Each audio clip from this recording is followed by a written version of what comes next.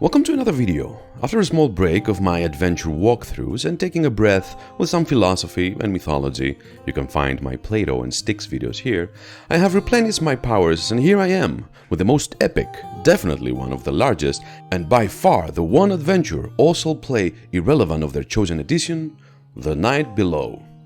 This will be the first installment out of many. I will need to break down this monster of an adventure that clocks in at 255 pages and it's so densely written that I need glasses now that I have went from cover to cover in a couple of days to refresh my memory of its details. For those who are not aware, The Night Below is a campaign taking 6 players from first level to 10 for AD&D 2nd edition written by Carl Sargent in 1995. It came in a box set with a gazillion of amazing goodies. 3 books, each 64 pages of story, 6 large poster maps with all the important locations that encounters will take place, an 8-page booklet of monsters and new additions and variations used in the adventure, 8 reference cards for the game master to find things fast, and 16 seats with 26 players' handouts. The value of this beast is unprecedented. Just a small personal note regarding this adventure. I have read some reviews regarding this masterpiece, calling it slow, sluggish, boring, repetitive, especially after the second book. I have to say I am sorry you had the bad luck to have this gem being run by a game master that he did not do his homework. If you ask me to pick an adventure to run forever, this will be it.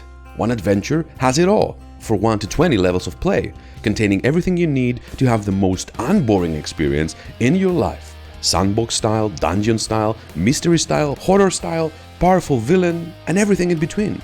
It is difficult for the game master, I know. I have run it many times and not all successfully. But all good things need some time investments. All good things need some sweat and blood to make them worth a while. And this is one of those cases. The more committed the game master is for this module, the more exquisite the experience will be for the players. And I hope by the end of this, I really don't know how many videos it will be, you will have a roadmap to do so. With no further ado, this is The Night Below. So, the TLDR.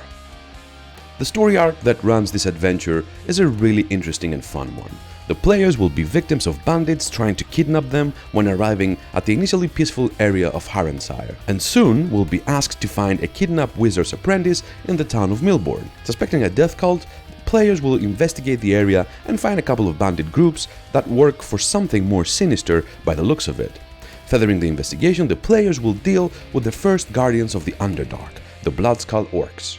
Overcoming them will give them access to the mysterious deep gnome race known as Svirfneblin, and by reaching their 4th to 6th level, they will conclude the first part of this adventure. Descending deeper to the Underdark, the players will have to gain allies on the least expected places, proving themselves to many of them to earn their trust and finding themselves at the city of the Glass Pole, stronghold to the Quatoa Lizardmen. Cashing in all their chips, they need all the help they can get to cause chaos to the city of the lizards enough for them to abandon it, revealing the secret entrance to the deeper layer of the Sunless Sea. Now the players will be 8th to 10th level and will prepare for the last part of this adventure. The players will see with their own eyes the Tower of Domination the aboleths have created, aiming to cast domination to a huge area above them. The players will have to enter the Sunless Sea and slowly destroy the allies of the aboleths, leaving them to the center of it all, the great city of Shaboath. With luck and good strategy, the now 12 to 15 level players will have to deal with the legendary enemies called the aboleths. This is the overview of the story, and now let's move on to the details of the first book. The book 1 is called The Evils of Haranshire, and I have to put a disclaimer here. Most adventures are doing an okay job to hook your players to the main story, but the writers do not know your players. That's up to you to bind them to the central story arc. So in the specific adventure, having the players be from the area of Haranshire is the way to go. They must care for it, they must have families in it, since the end game of it is for an area roughly about 200 miles around where the aboleths are to dominate everything. It is really important for them to have a reason to protect the area. So the adventure begins with the first chapter of the book, Capture Them Alive. The players will be asked by Grondren, a purveyor of magical paraphernalia, to head to the village of Thurmaster, and specifically the wizard Taster. Yes, I'm gonna be using the name Taster instead of Toaster, which is the real name of the wizard, because we all know where this will lead. and so they have to hunt in a chest of magical material components. He pays 150 gold pieces, which is a great pay for first-level adventurers and a great start for their careers. Close to the town of Milborne, the players will see a group of farm laborers on the road ahead, approaching them. As they draw near and pass them by, nodding, 4 arrows fly by, aiming the players. The farmers yell bandits and draw clubs and head close to the players to fight together the common threat. As soon as they approach the unsuspected players and pretend to take cover from the arrows, the farmers will use their weapons to attack our players. This is the first encounter of the game. It's 2 archers, 3 farmers, and their leader, Karlanis. The bandits are not attacking priests and wizards. In reality, Karlanis has been sent by the evil priest Ranchefus, something he will not share with the players under no circumstances. The adventure already shows its teeth. The Game Master is being informed in the book that the first encounter might be deadly for the players, so in the probable case that the players will lose, you will have them battered instead of killed. They also suggest to use a Deus Ex Machina in the form of an NPC who will kill the bandits, leaving a massacre around them. That NPC will be the druid Oleana, and she will leave the bodies mangled, having the players catching a glimpse of the wolf or a woman that is getting away from the scene when they wake up. Even if you don't like this approach, it is interesting since the meeting with Oleana later on will have another gravity, knowing that she is the one that saved them. An important note I have to make here: the first book is the outmost example of a pure sandbox game. There are important locations that things happened, and it is up to the players to choose which of those will investigate, if at all any. The more they explore, the more powerful they will become, and trust me, they will need to absorb all the XP they can if they want to have a fighting chance to finish this difficult adventure.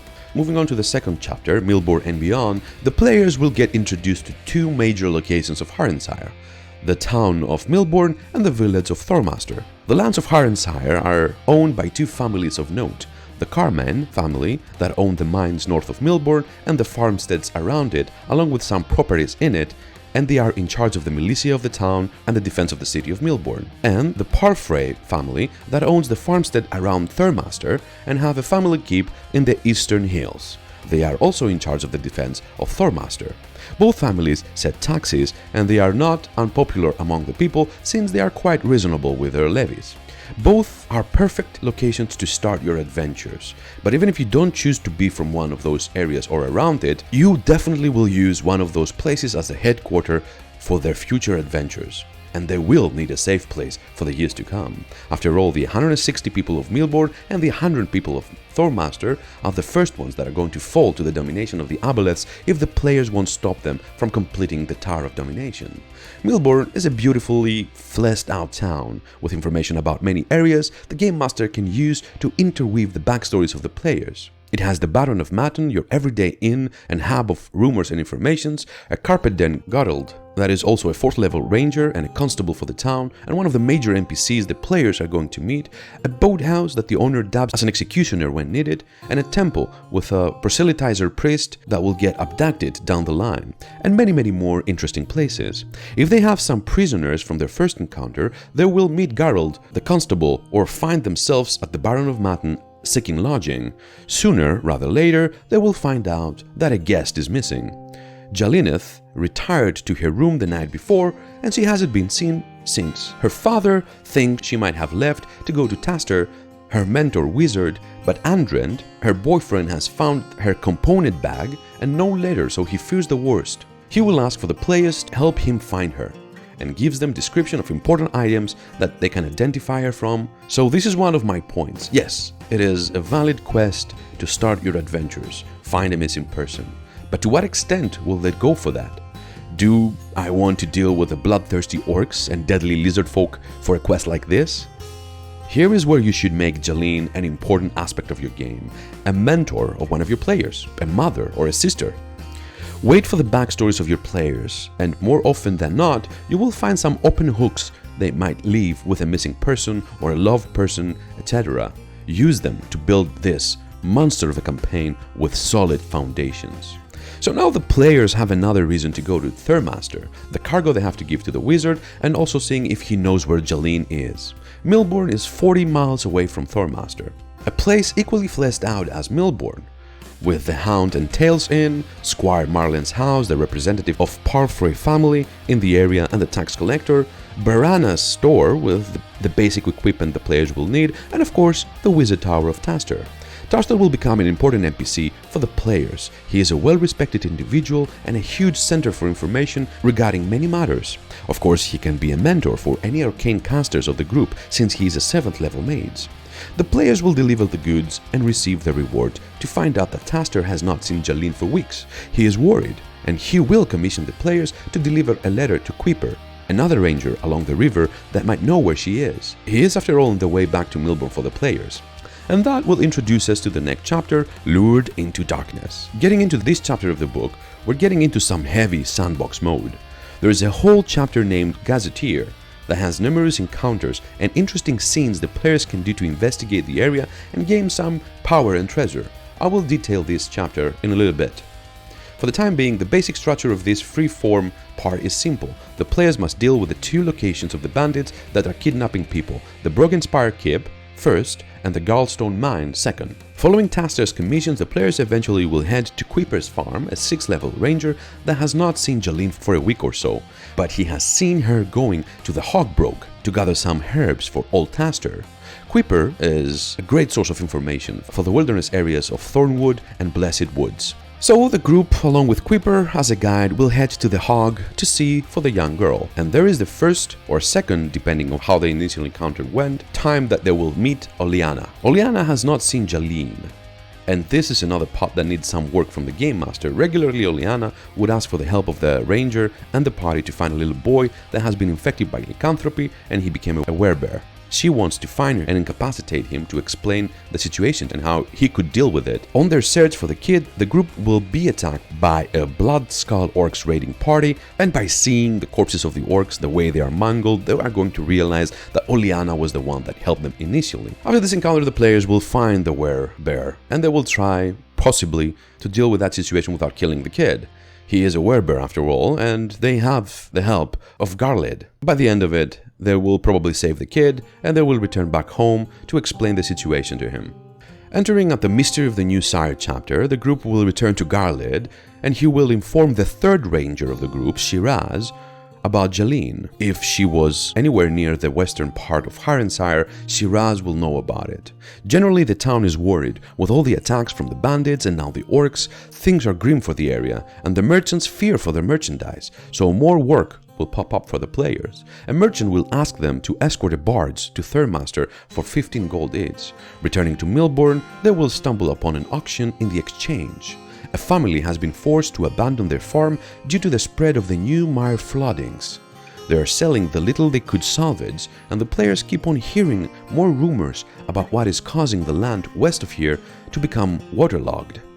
Darius Carmen, an acting magistrate of the town and a prominent member of the local society, tells them about the mire and that he paid a charlatan mage to investigate the area, and he just told him that magic was involved, but he could not identify it. He told to the players that he had to pay a fortune to the charlatan to say something that he already knew. Study the area and find anything you can, and I will give you 50 gold piece each for 2 weeks of scouting. If you solve the problem, I will pay 1,000 gold.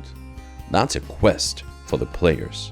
And this is another opportunity to throw some good, interesting encounters from the Gazetteer to the players while they seek out the reasons of the flooding. Eventually, they will stumble upon a kid that saw some blue-skinned fiends at the edge of Patchwork Hills, and he bets that those are behind it, skimming little creatures. So soon the players will find the entrance of Map 2 and the Goblins of the Ring. The players will find 6 goblins, 8 more goblins, 12 female goblins, and the leader with their wives and sons. Those are cowering goblins, painted their faces blue. They do not raid, they are telling the players to get away, trying to avoid a fight. They can be wiped, but they can also be talked to. The goblins just want to be left alone. They are no threat to the humans. The shaman knows about the flooding and can be interrogated about it. He wears an impressive ring that says it was created by Maglubiet, the goblin god, and it was given to him as a gift. The ring is a malfunctioning water-influencing item. It is a ring of water elemental command, which is leaking matter from the elemental plane of water into the prime material plane, hence the waterlogging. The ring cannot summon elementals, but it can control them. There are myriad ways of dealing with the goblins. Killing them and studying the ring is the most obvious one, but relocating them to a cave in the northern area where Siraz the ranger can keep an eye on them and study the ring as well is the most efficient and XP rewarding way. But still, there are so many open-ended ways for that to have a nice end. Let the players improvise as they see fit. This is a really fun and interesting RP moment. Moving on, the players are entering into the perils of the river.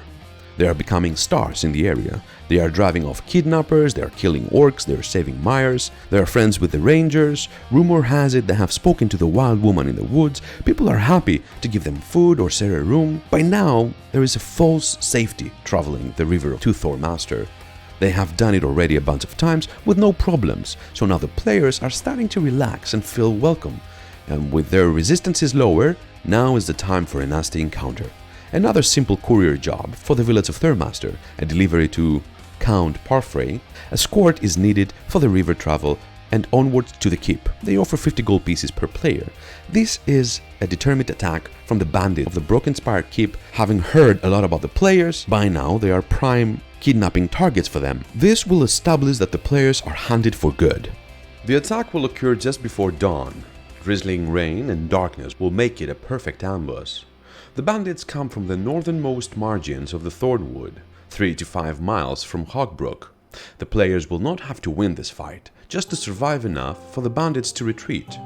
There are 4 third-level thieves, 2 second-level fighters, and a 5th-level priest, their leader, Haranshire. His appearance is really important. The players will see his one-eye patch figure giving commands. The bandits try to knock out the priests and wizards and kill the rest. When half of their numbers are killed, the bandits will turn and run away. Their leader, with his spells and his magical wings, will most certainly escape, and he will be encountered later on inside his hideout. The dead bandits have an odd, faint, fishy smell. They can track them to the Thornwood, but lose their trail soon. Making it to Parfray's keep and sharing the story will make the Count pale in the sound of it, but won't share any more information. They will meet his son, Lantern, who is enthralled by the adventurers and can be coerced in sharing the real info of the story behind Broke Spire Keep. He will say that he knows something about the keep, but will tell them only if they take him with them. If they find a way to do so, without having the Lord of the Keep in raids with them on a simple adventure, he will describe all the information about the keep to them. Moving on to the kidnapping on the moors, Count Parfray is asking the help of the players. He was expecting a group of pilgrims to arrive, but they never did. They need to search the Howler's Moor and pay 5 gold per day if they do so. Heading there, they will hear howling in the north. They find one of the bodyguards of the pilgrims dead and the other one barely alive. Even with healing potions or spells, his body is so severely mangled that there's no chance for him to live. Though he has time to whisper, "Pilgrims, taken, red-headed man, his eyes, they were alive, I swear." And he lays dead. After that, the players are going to be jumped by 8 death dogs. Still free to roam as they like. Sooner or later, the players will find their way towards the Broken Spire Keep, and that will send them to the next chapter of the adventure. But in the meantime, this is a great opportunity to delve a little bit into the big chapter of the Gazetteer of Haranshire. All the important locations and NPCs are described here, along with all the respective encounters that the players can face if they choose to explore them. The Eelhold.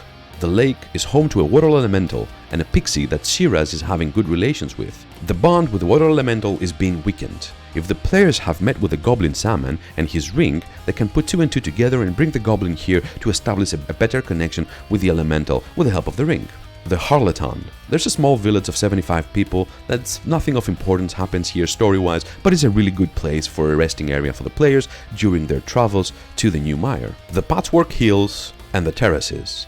At the edge of the Terraces and the Thornwood, there is a Featherfall, home to 12 Aarakocras.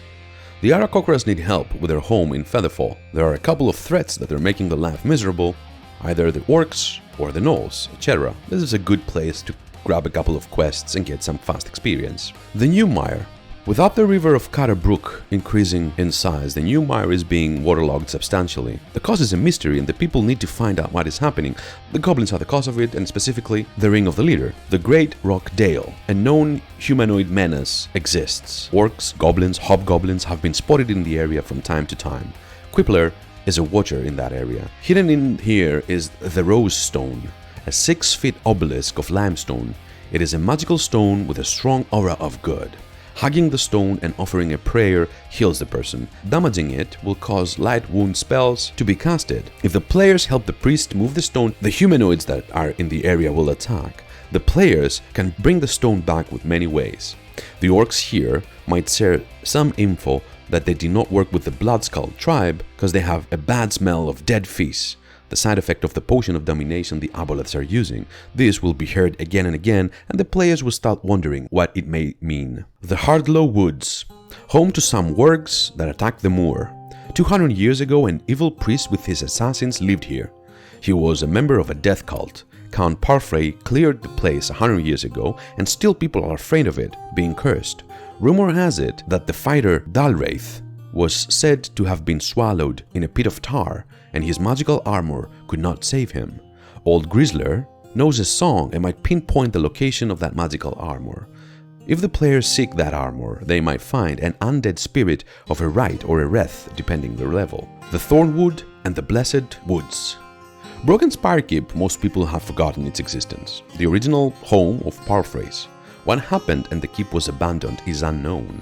A supply party found the men there horribly mutilated, with expressions of terror on their faces. All men at arms were killed, but the defenses of the keep were not breached.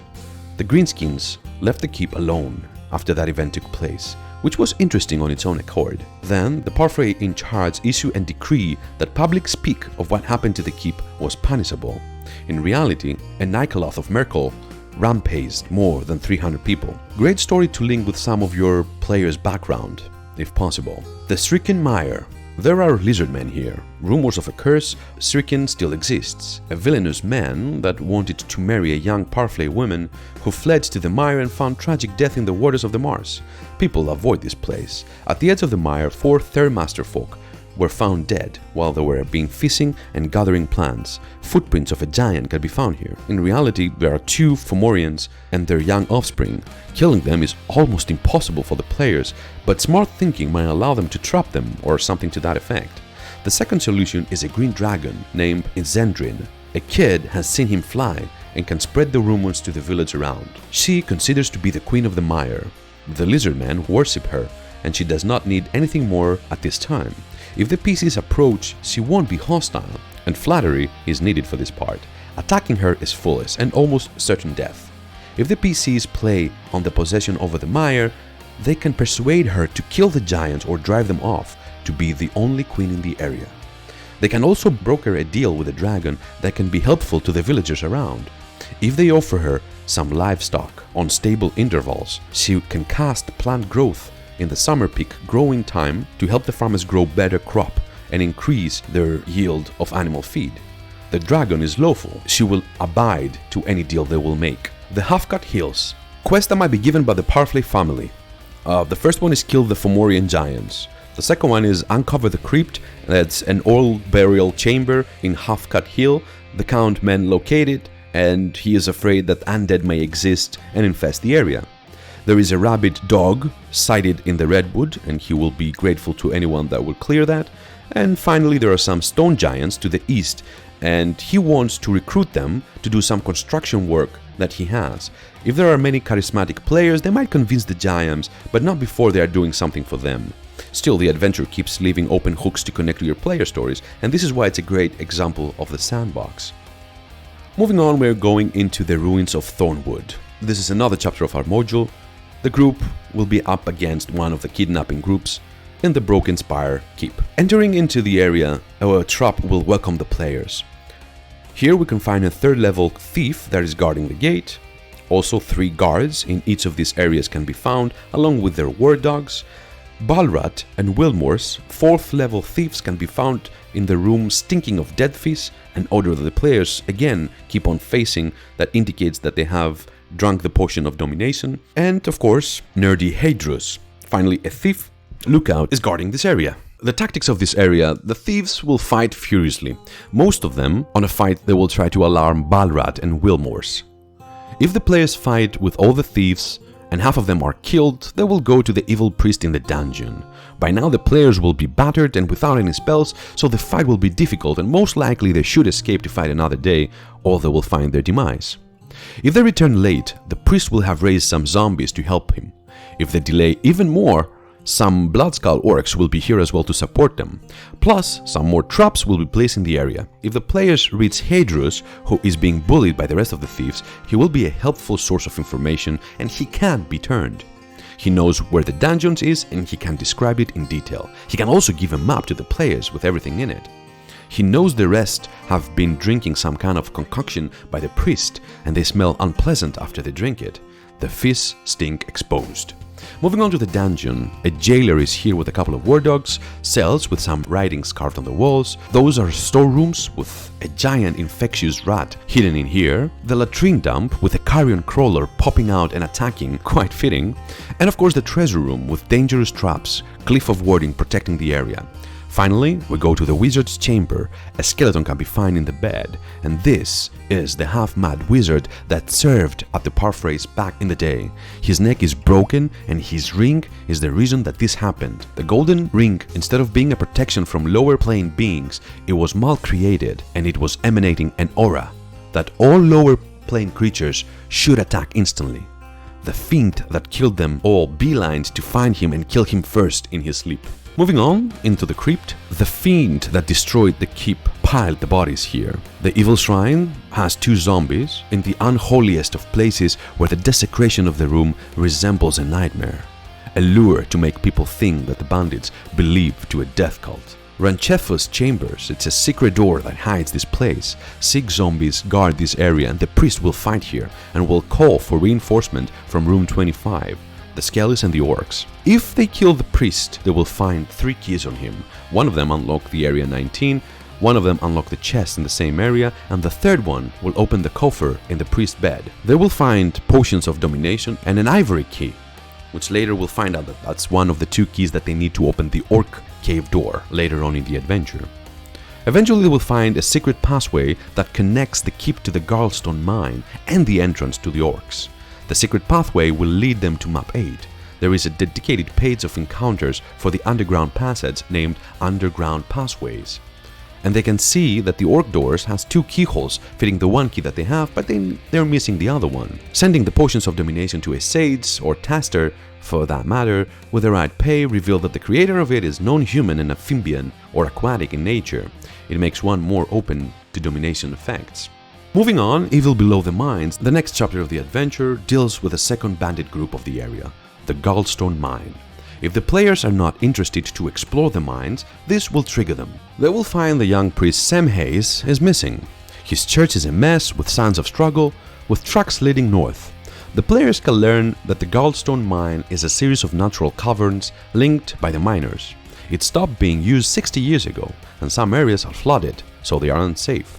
The map is divided to the upper and lower part. The upper caverns, there is a Wyvern Watch spell to alarm the rest of the thieves. 2 halfling guards named Tinsley and Caswell keep watch here. They are ready to alert their buddies in the lower level if they spot the group. A purser is living here, and this is the entrance to the lower caverns.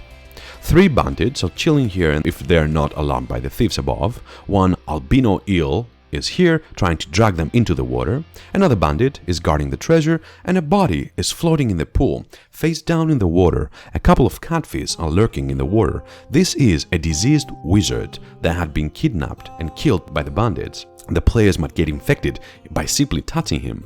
If the brooch he is wearing is taken to Toaster, he knows the man. He is Helenru, an old member of his guild, and some worrisome thought will conquer him.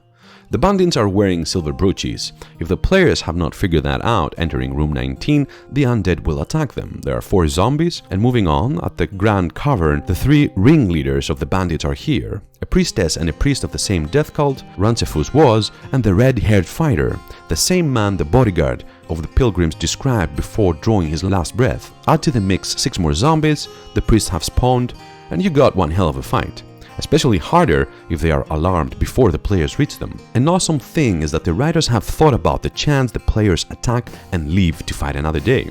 They are describing the reinforcements that will have arrived and be ready to deal with them again. This is something that is being mentioned on all encounters, that the players are possible to leave and fight another day. Really good stuff. One of the priests carries on him Leomund's secure shelter that is filled with treasure. It's an interesting RP moment where the players realize that the whole headquarters of the thieves has no treasure in it. Finding it will make them really happy. The second key for the orc door can be found here. Now, with the clearing of the second stronghold of the bandits, the players might have a sense of false safety again. After all, they dealt with the bandits, or at least that is what they will most probably think. When they return to their base, the kidnappings will resume, and there will be another adventure for them to expand upon. The Orcs Below the World. Entering the last chapter of the book, eventually the players will find themselves before the double door of the Orc Cavern. The doors need the two keys mentioned above to open it. The leaders of the Spire Keep and the Garlstone Priest have them. There's also a code to enter if the players want to infiltrate. 3 short sharp knocks, followed by a few seconds later by a powerful buffet against the door. The bandits of Garlstone Mine remember Jeline, if they will be questioned. They know she has been taken by the orcs. Given that the players by now have not found any kidnapped person, it should be obvious that indeed they must have taken someplace else. If the players are particularly talkative and are interested in negotiating, there might be a window that this can be done. Otherwise, this will be a hackfest for the 70s or more orc opponents. In this cavern, you will find 16 orcs, of whom 4 are sleeping along with 3 cave lizards, 25 females and 14 young, that they are non-combatants, along with a 5th level priestess of Luthic, that she will defend the group if she's being attacked. 13 protector orcs are found here, with an Orog leader. He fights on top of his battle lizard, a truly spooky fight. And Bloodfester, the chieftain of the orcs, along with his 2 tribal priests of grooms, can be found here. Again, another plethora of ways the players can deal with the instance. Decimating the orcs is the obvious one again, but given the situation, if the initial orcs alarm the other areas of their cavern, the protectors along with the ogre come forward to fight en masse, and add to the mix the priests and the leader, there is a good chance the players will not survive to see another day. The orcs will fight to the death, heading back to room 4 and using some of their healing potions or their potions of invisibility to escape. Again, living to fight another day is a valid strategy, and of course the orcs will take their precautions for this scenario: glyphs of warding, wyvern watch, piling bodies and rocks in front of doors to block their way and making them enter one by one. Their last option will be to bargain for the hostages they have, something they will not do during the first attack because they don't have the mind for it, but on the second one they will most definitely do. The orcs have 2 prisoners, a shepherd who was about to become dinner for the orcs, and Snugger, a young dwarf from the northern Haranshire. He is the great-nephew of Old Grizzler, the dwarf found in Milborne, and on his way to visit his uncle, he was kidnapped on Howler's Moor. How the group will react is something for me to speculate and for you to experience with your own group. The prisoners will have some important information for the players. They have seen Illithids picking up kidnapped peas, and they have seen Jeline taking down deeper into the caverns. Finishing the first book of these adventures, the PCs would have wiped the orcs and cleared the menacing bandits that they're infestating the area. They know that Jeline is deeper into the Underdark, and Illithids have already been added as their enemies. Taking the slope down into darkness, the group will encounter a weird deep gnome race melting out from the stones around them, telling them, "I think we should have a talk about what you're planning to do, don't you think?" Thank you for being here. And an extra thank you if you stuck till the end. This is by far my largest video, and it is only the beginning of this masterpiece of an adventure. Stay tuned for the second part, sooner rather later. Don't forget to subscribe, like and comment, and find me on Twitter, and let's talk about the next adventures you guys want me to go through. Or just say hi, that will be awesome too. This was the RPG Lore Master, and welcome to my Filled with Underdark Darkness table.